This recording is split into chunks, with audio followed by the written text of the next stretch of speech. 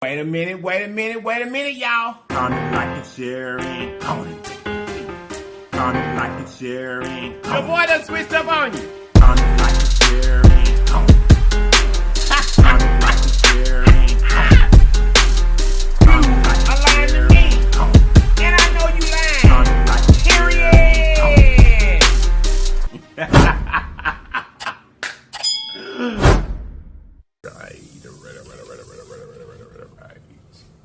Wait a minute, y'all. You guys look, if this is your very first time to this channel, or you hadn't subscribed yet, but you've been watching, we call that peeking and not speaking. Run over there and subscribe for me. And after you subscribe, make sure you hit that notification bell beside the word subscribe so that you'll be notified each and every time that we upload a video. And then welcome to this great family. Now that you are a part of us, there's some things that we do. And we do it every day because they help us grow. Those things are comment, like, share, and comment for the team. Comment, like, share, and comment for the team. Comment, like, share, and don't forget to comment, like, share. Comment, like, share. Comment, like, share. Don't forget to comment, like, share. Comment, like, share. Comment, like, share. Don't forget to comment, like, share. Okay, you gotta check out. We're gonna pray, and we're gonna get into the goodness. Here we go. Amen. How y'all doing today? Y'all's a tad bit hot, a little bit.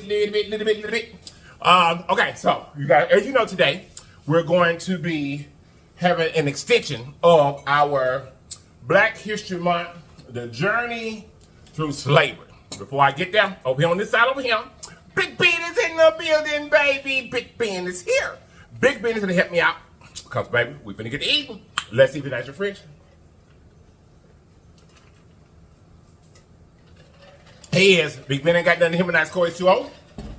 Also over here, I got my lips hot sauce. If you want your bottle, look way up top, description blue, hit the link right there. You get your lips hot sauce.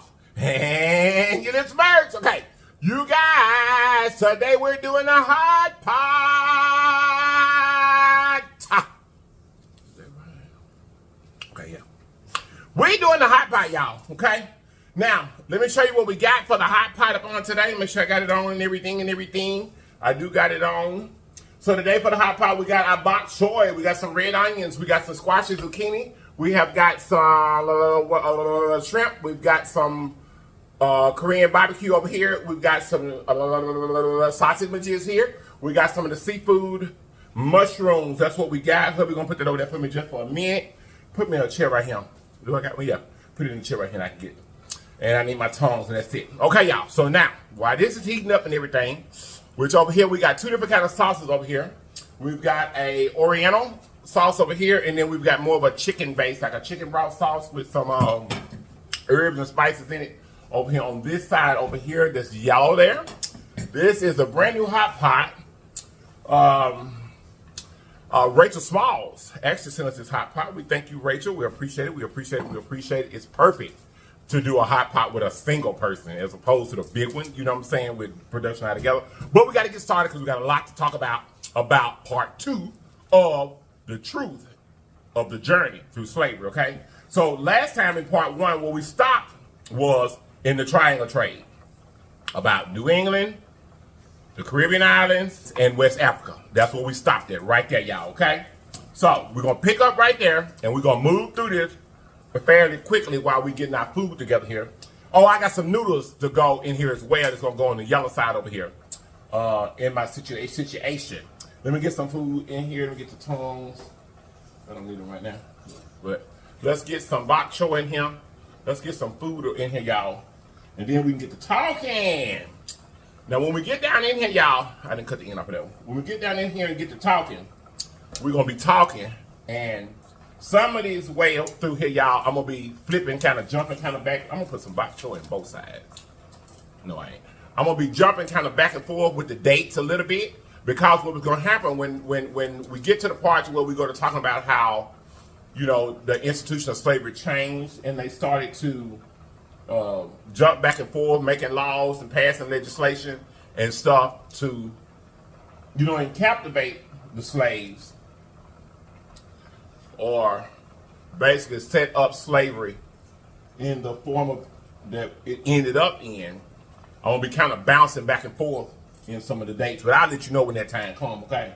Y'all, today is a very interesting story.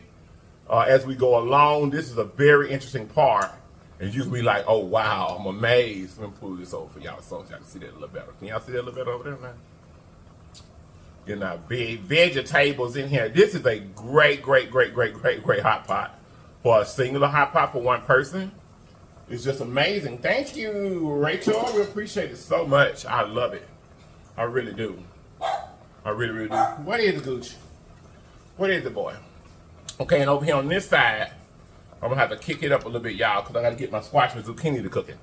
Or, matter of fact, I could put my squash and zucchini in the yellow side, couldn't I, y'all? And just use this over here for some of my meat. Let's see. No, I'm gonna fry it like I want to. Well, I guess I could put a couple in there and then fry it later on.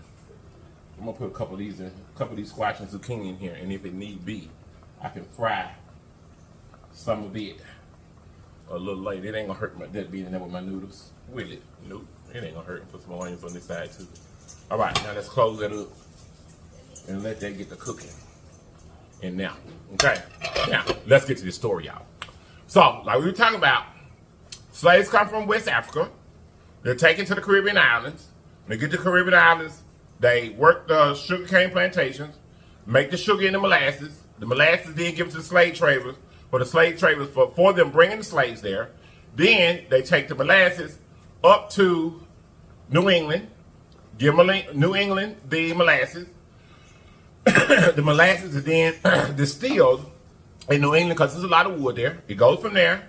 New England gives them, they make the rum. The rum is distilled there. They take the rum back to West Africa to pay for more slaves, and that's how the triangle went. Okay, so now from there, all this is going on, but now remember now, this is New England, this is the Caribbean islands, this is West Africa. The New World, or North America, ain't involved in this yet. The Europeans is transporting these people and things and stuff. At this time, now remember these Europeans, the seas are being controlled by the Spanish and the Portugal. Remember that now. Okay, now the first African slaves in North America, they came here and they were in Spanish colonies. In Spanish colonies. Remember, the Spanish and Portugal controlled the seas. So the first ones that came to North America, they were in the Spanish colonies in the early 1500s, and it was called the San Miguel Guadalupe colony, was what it was called. And that colony, it was made in an area that would now be considered as the Carolinas, North Carolina, South Carolina. That's where the original first African Americans or African slaves that came here to North America were, where the Carolinas are now. Okay? Around 1526, there was a revolt in the Carolinas because there was a struggle over leadership. Who was going to lead? You know, who was going to be the boss? So the slaves took advantage of that revolt, and they escaped and went to live with the local indigenous people, the natives, the Indians. We've talked about that, things. Okay, so with that being said, that particular colony there disbanded, and, you know, it was abandoned. The Carolinas was abandoned. Okay, y'all, this thing cooking fast, way faster than the other one. So anyway, that one was abandoned. Okay? Now, after that, ironically, in 1565, this is ironic for real, y'all. Ironically, in 1565, the first colony that came here that stayed, ironically, because of what's going on over there right now about Black history, was called, the colony called St. Augustine. Yeah, the St. Augustine colony. That colony is actually would be the land that would be known today as Florida. Okay? Now, at this time, the power with the Spanish and the Portugal is starting to dwindle.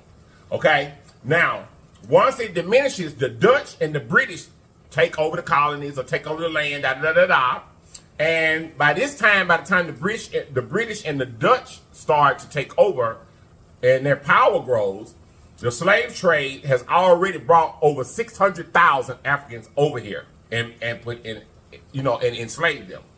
In 1916, the Dutch brought the first Africans to the British colonies in North America, and they only brought 20. And they brought them to this. Now we're talking about now the 600,000 already over here that the Spanish and the Portugal had already brought. Okay, And I already brought them over here and started these colonies in the Carolinas and the Floridas, Okay, so now when the Dutch and the British take over, the first time they brought some, they only brought 20, and they brought them in and started this, brought them to this thing called Jamestown, which is, this colony was in Virginia. Okay, Virginia, but now when it came to Virginia, slavery grew very, very slow in North America, first of all. It grew very, very slowly. It didn't happen really, really fast. Now, but what changed that is when the tobacco industry in Virginia got started. Because, see, as long as they was in Florida or they were in the Carolinas, they really didn't have no whole lot of need for a whole lot of slaves or whatever, because the tobacco industry had yet got kicked up. You see what I'm saying? So now Virginia comes along and they get established and they colony get going over there. And now they have the tobacco crops in Virginia. Okay, so in the 1620s and the 1630s, it started to pick up because they needed people to work the plantations for the tobacco. It took off in the 1660s. It took off because, you know what I'm saying? That's when it really, really started to ramp up. At first, the tobacco plantations were both slaves and indentured whites. And what they would do at this time, they would make it like apprenticeships, like I was telling you about in the last video. What they would do is, you would come and you would volunteer, actually. Now, the slaves were being brought from Africa. It wasn't no volunteer, but they were still in the same structure, where you would work, you would give your time for so many years, a set amount of years, in order to, let me have the top back now, please. For a certain amount of years, but what would happen in this indentured servitude, they would teach you a trade. Like if you want to know how to do the tobacco, or you want to know how to do this, you want to know how to do that, they would teach you a skill while you were there. Okay? Like how to do tobacco, or how to do cotton, or how to do whatever they were doing on this land. And then after you worked, and they would financially support you. And after you've done this for this certain amount of time, once those years were gone, you would be free. And then you would be given a certain amount of land to start your own situation. All right? So, now, as this here grew, they started to expand, okay? It really took off because there was a greater demand for tobacco. So it changed from it being something where it was more so a partnership to being a labor force, okay? Because now they really just need people to work. They ain't got time to be trying to teach you what they're doing or whatever. They're getting rich. They ain't got time to be teaching you to be their competitor. So now they just need a labor force. So they still use indentured servitude as a labor force, okay? At this particular time now, Africans can still purchase their own freedom, just like the Europeans. If they do sell you, because they do, once you go into indentured servitude and they're taking care of you financially, they still do basically own you, or they're your master, okay? So, but now at this time, if you're sold only for the remaining amount of years that you have agreed to put yourself in the servitude, and that's transferred to the new owner. But at this time, they're still considerably more free than they are now. They can still go where they want to go. You know, they can do what they want to do. They can date how they want to date. They can do whatever they want to do as long as they're there to work like they're supposed to. Okay? Now, this is where it started going wrong. Now, this is where we're finna start jumping back and forth, because I got to show you what happened, how they responded, how the laws and legislation started coming, that kind of stuff. I got to show you that right here. So where it started to go wrong with what they had going on, because it was going good. You know, you got some slaves. You got some Europeans that are in indentured servitude, but at the same time, Africans can still buy their freedom. They work for so many years. They get a skill. They get some land. This, that, and the third. Okay, so it's going pretty good right now. All right, it's still not what I would chose to have done, but at this particular point here, it's still not what I would say is inhumane for me, because you got a path to freedom. Okay, and you agreeing to this. Okay, so now around 1641 is where it first got started. There was a Virginia court. 3 slaves or indentured servants ran away. They had decided, man, I don't want to finish this. I'm out of here. I'm gone. Okay, so when they did that, the man that was their master, he took them to court because he's providing them financial stability. When he took them to court, and they got sentenced, it was two white men, 2 Europeans, and 1 African American. 1. This is where it started to go wrong. the two white men, when they got sentenced, they were only sentenced to serve 1 additional year than what they had already signed up for. But when it came time for the African was sentenced to be in servitude for the remainder of his life. It's already unequal. This was in 1641. All right. So now, the first known case of enslavement in Virginia or in the New World, where you had once he was sentenced to a lifetime of servitude, he had no capabilities of being free for the rest of his life. That was the first case in Virginia where they enslaved somebody for the rest of their life. Okay? Now, also, ironically, this is what I was trying to tell y'all yesterday. One of the first cases known to slavery in North America, period. Okay? There was a slave owner, but he was black. It was a black colonist. His name was Anthony Johnson. And he had been an indentured servant, just like what I just told you how they done for so many years. Got taught the skill, got some land, and you went off on your own. He was an indentured servant. And he had earned enough money first to buy his wife out of her contract that she had. And they would go on to import African slaves, and they will earn 250 acres of land for their work. Okay? Okay? Now, over the years, it was still going pretty good, even though the first case of enslavement has already happened. Okay? But it's still going pretty good. Everything going on, everything working out pretty good according to the way that the people wanted to work, okay? So, now, over the years, things being shifted from, it was preferred to have African slaves as opposed to European indentured servants. There was a few things that contributed to this happening. One was the Civil War in England, okay?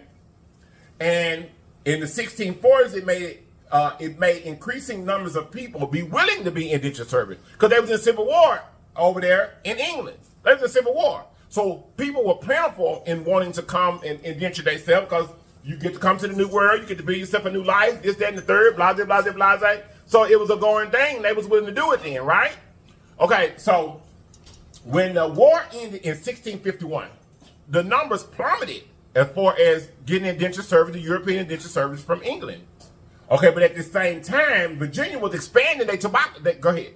They was expanding their tobacco crops. Virginia was. They was expanding them, man. They buying up land. They getting land. They going da-da-da-da-da. They doing all this extra stuff now because they making money. They getting rich. You see what I'm saying? Y'all, Gucci's acting the fool. I'm trying to get through this. I'm sorry, y'all. So now they making money. They getting rich. So now they expanding at the same time that people ain't willing to come and work. You see what's going on? So that's when it changed from people as far as they preferred more slaves than indentured servants because they can't get done. They can't get enough. They're making these crops big and things, stuff, and all this things going on, things, stuff, and everything. And they can't get nobody to work. They can't get nobody to work, y'all. They can't. They can't get folks to work because the war over there now. We don't need to come over there messing with you now. The war over with. So, with that being said, they started thinking, okay, well, maybe it's better, you know, like I said, to just go back to getting more so African slaves because we can just buy them, you know. Hey, we still can go back to that plan over there. Okay, and another reason why it was better, or they started to change and feel like it was better to have slaves instead of European indentured servants, was because of the fact that these indentured servants, these European or Englishmen, whichever you want to say, they was expecting to be freed at a certain point. Certain point, you have to free me, buddy. You know what I mean? So basically what I'm saying, the indentured servants expected to be freed, paid, and given land, and demanded to be treated fairly like an Englishman, okay? So if we flip, but Africans could be held under harsher conditions, okay? So now here we go. Now that we are seeing that these Englishmen are going to be a little hassle here, it may be a better thing for us just to go back to these Africans. Okay, I need to play now, baby. Okay, in 1659, to increase the Africans coming over here, Virginia lowered the import duties for the merchants that were bringing African slaves to the colony. So they made it easier for them to get there, and they took some of the penalties or some of the duties that they would have to do. They took some of that away as far as to get more Africans there, you know, made it easier for them if they were bringing Africans there. Don't that sound familiar? Okay, a year later when Britain, they majorly expanded its participation in the slave trade. Okay, because now they since Spanish and the Portugal going on, now Britain is out there on the seas and things, so running things out there. So then, Virginia rapidly started, you know, making laws to make what they was planning on doing now. They rapidly started passing legislation and making laws to make this be beneficial for them. Okay? So in 1661, a law was passed that Africans who, now listen to how this is going to go, how quickly this is going to go, y'all. In 1661, a law was passed that said that Africans who ran away from their indentured servitude would have to serve their masters for life. So now they're setting it up. They're going to set it up now so that they can have this free labor and we'll be able to keep them for life. We ain't got to pay them. We ain't got to, you know what I'm saying, treat them right. We ain't got to do this and do that. And if you get over here and you run away from your amount of years that you're supposed to be here, I can enslave you for life. You'll be an indentured servant for life. So they began to set it up around 1661. Okay? So then they made the conditions of slavery hereditary and allowed the use of force against slaves. Okay? So now what they're doing is we can keep you for life, and we're going to set it up also that it's hereditary. So if you're a slave, when you have children, guess what? They're going to be a slave too. All right, they already setting it up, y'all. Okay, now in 1656, Elizabeth P. Grinstead became the first woman of African descent to sue for her freedom. And she won. She won, y'all. She won. And the reason why she won is because her father, even though she was, you know, black, her father was an Englishman. He comes from over there in England. And she had been, herself, she had been baptized as a Christian because her father was an Englishman. See what I'm saying? See, so she went to court and won. My daddy is English. Even though I have an African mother, my daddy is English, and I've been baptized in the name of Jesus. I'm a Christian. Okay, she won, y'all. They agreed with her and freed her. Get that strip off him. They agreed with her, y'all, and freed her. She won. So now don't you think they were going to take down that easily now? So they wouldn't. So because of this decision here, that this lady won, Elizabeth T. Grinstead, in 1662, in response to this, they made a law in 1662 that all children born in this country, if you born, that means if you're born over here, we're going to make a law. We're just going to make it where all the colonies, we all do the same thing. They didn't say in Virginia. They didn't say in Florida. They say if you're born in this country, you shall be held, born, or free only by the conditions of the mother. So if your mother African, if you come out of, that's where that one drop of black blood type of thing came from. That's where it, y'all see where it's building up to? Then they turned around in 1667. They came back and said, baptism, being a Christian, doesn't alter such bondage or conditions of bondage as part or a path for freedom. So now, now we ain't gonna let you use you being baptized and being a Christian. We ain't gonna let you use that either. So they slowly figuring it out. As they figuring out, they slowly building modern day slavery as what we know it to have been. They also put into law that the master, if you ran away or you didn't complete your servitude, they gave the master a right to inflict moderate corporal punishment for slaves that ran away by law. In 1668, they say the slaves resist them. They coming along again now. In 1668, they say if slaves resist their master, and masters, while punishing him, they kill him, that it would not be a felony because a master wouldn't have premeditated malice to destroy his own estate. Now we gotta get us something to eat there, y'all. Okay? Because we ain't got a little bit more to go in this situation. But do you see how they're doing?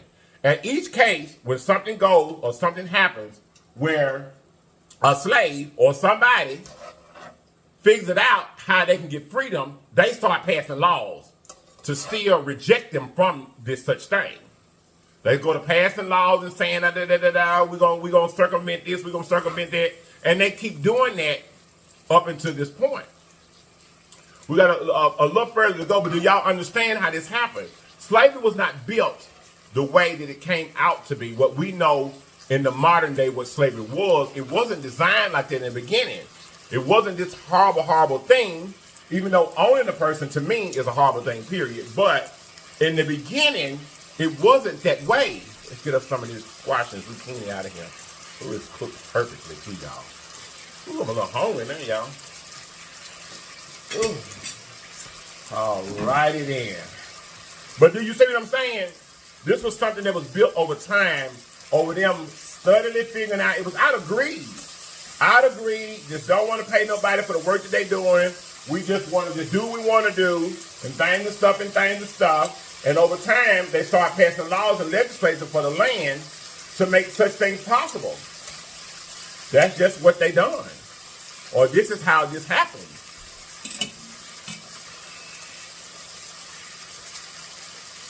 All right, y'all. I'm going to get me a little something to eat here and push this back a little bit towards you there. Let's just see what I'm working with right now. That's what I'm working with. That's what I'm working with. Y'all know this video was a little bit all over the place, but I hope that you followed along well enough to understand how this thing happened, how it got to going, and how each time, and like I said, they knew that African wasn't done. They knew that. Because each time that the African would outsmart them and find their way to freedom, they would have to change their own laws and policies, procedures, and stuff like that in order to keep them enslaved. So it wasn't that they thought that they were less competent. They didn't think that. Not originally, they didn't, no way. They didn't think that. Because they kept getting defeated. You see what I'm saying? Y'all just get us a little something to eat him. I told you I don't want to make these videos that long. Well, we got to eat something. I've been talking the whole time I ate that.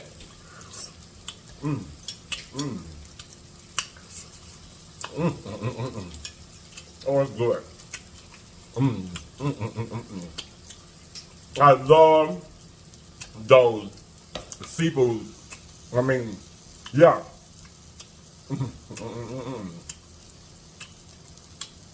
Them mushrooms. They're just so good. They're just so good, y'all. My bok choy. There's a hot pot here. I love it. It lets you adjust the temperature where I ain't got to just be rushing to get my food off there. But I give y'all a bite. I hope I did. But anyway, y'all see how this is going. But this here was a mess. And it slowly kept going. It did. It did. Y'all, they turned around. Also in 1668, they instituted a law that said that all African, mulattoes, and Indians, all servants deported to this country whose parents are not Christian are deemed to be slaves. So now what they done said here, if you come over here, you know, because obviously we all know in the African land, you know, it was Muslim. And it wasn't Christian at this time. Christianity, I don't know if it was over there or not, but I do know there's a predominant religion there. It wasn't a Muslim religion. So now understand, if you deported here and you're not a Christian, you automatically a slave. So don't that pretty much wrap it up in a nutshell? Because each time when they would make these laws, the Africans would be smart enough to figure out a way to get the courts to agree with them and let them out of slavery, out of servitude. So they knew the African people weren't dumb. They knew that. So as this was going on, then the other colonies and states, they started to copy what this Virginia thing that was going on. They started to copy what they were doing, you know, and in some cases, they had even harsher language than what Virginia had. Y'all look at that. Look at that. That's why I wanted that over there. Y'all look at that. Yes, sir. So go move a little bit further, and what we're going to stop today and pick up tomorrow is in 1705 is where they instituted the law to say that Africans, mulattoes, or Indians, whoo, that's hot, that they will be viewed as real estate and can be passed along to the heir of the master or the owner, just like land or property. Now y'all see how from where 1492, when it first got started, how slavery was profitable for some part or some people and not others. And from the early 1600s to in 1705, that 100-year there, you see how they start to frame up slavery, how they start to frame it up, where from being willing to have indentured service and share the wealth and the property, you know, once you done got rich off of them, they're working for so many years, you done got rich off of them, and now, you know, I give you a little something, get yours just started to build the country up. How greed took over. And now I want it all. You know, indentured servitude. In New England, they were Christian over there. So we don't want to just enslave them because they want to be paid. They want to be treated right. They want to be treated fairly. And they're going to want their land when we get through. So therefore, they shifted.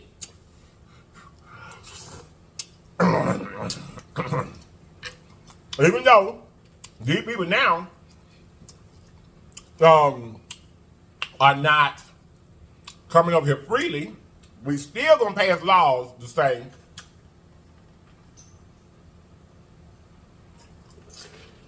that if you are deported over here, you automatically a slave, even though you ain't coming on your own no more. So now you're stealing people. Now you're setting up the framework and know that you're wrong. You know that you're wrong. But greed done took over. We're going to stop right there today, y'all. I know I ain't ate much of nothing, but I want to keep these videos informative and not so long. So you can come back tomorrow and get more of the story. This here was a lot to be put in the video. That's why I chose the Hotpot for this one, because it would give me a lot of time to talk prior to having to eat because I had to cook. Okay? But tomorrow I'll be on here throwing down. Okay? This is good.